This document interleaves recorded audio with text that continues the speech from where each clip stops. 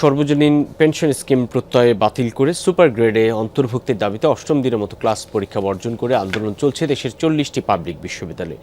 এতে অচল হয়ে পড়েছে দেশের উচ্চ শিক্ষাঙ্গন। শিক্ষকরা বলছেন দাবি আদায় না হওয়া পর্যন্ত আন্দোলন চলবে।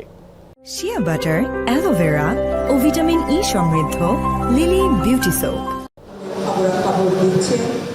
সরকার ঘোষিত নতুন পেনশন স্কিম প্রত্যয় বাতিলের দাবিতে ক্লাস পরীক্ষা বাতিল করে কর্মবিরতি ও অবস্থান ধর্মঘট চালিয়ে আসছেন শিক্ষকরা। একই সাথে শিক্ষকদের জন্য আলাদা বেতন কাঠামো ও সুপার গ্রেড চালুর দাবি তাদের।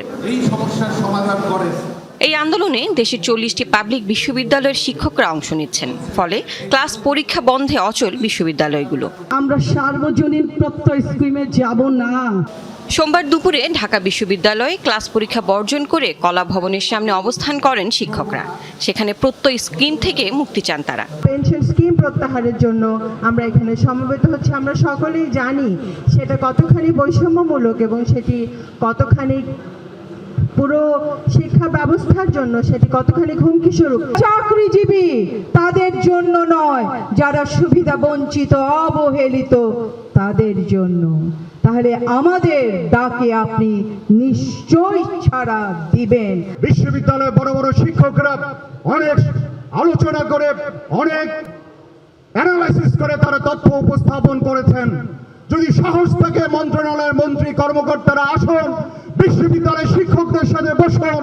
পরে বিশ্ববিদ্যালয় শিক্ষক ফেডারেশনের নেতারা বলেন, সমস্যার সমাধান না হওয়া পর্যন্ত আন্দোলন চালিয়ে যাবেন তারা। সমস্ত বিশ্ববিদ্যালয়ের শিক্ষকদেরকে তিনি কোন একটি স্থানে আহ্বান করবেন যেন আমরা সবাই একত্রিত হয়ে এই আন্দোলনে সম্মিলিত হতে পারি। সেটি বোধহয় আরো ভালো হয়, আরো জোরদার হবে। প্রত্যেকটা বিশ্ববিদ্যালয়ে আমাদের অর্থনীতি বিভাগের শিক্ষকরা ছিল, ফাইন্যান্স বিভাগের শিক্ষকরা ছিল, বাণিজ্য বিভাগের শিক্ষকরা ছিল, যারা আপনাদের অঙ্ক বুঝিয়ে দিয়ে পেনশন স্কিমটা ভালোভাবে বুঝিয়ে দিতে পারতেন। আপনারা সেটা না করে মন গড়া একটা জিনিস দিয়ে শিক্ষকদেরকে বিভ্রান্ত করছেন। প্রথম বলার চেষ্টা করা হয়েছে যে বিরোধী দলের ব্যক্তিগণ এখানে এসে হাজির হন বা তারা কোন জায়গাতে আন্দোলন নিয়ে যাচ্ছে, এ ধরনের লেভেলিং আমাদের জন্য, শিক্ষকদের জন্য, ইউনিভার্সিটি শিক্ষকদের জন্য গ্রহণযোগ্য নয়। এর আগে সকালে পেনশন স্কিম বাতিলের দাবিতে বিক্ষোভ মিছিল করেন বিশ্ববিদ্যালয়ের কর্মচারীরা।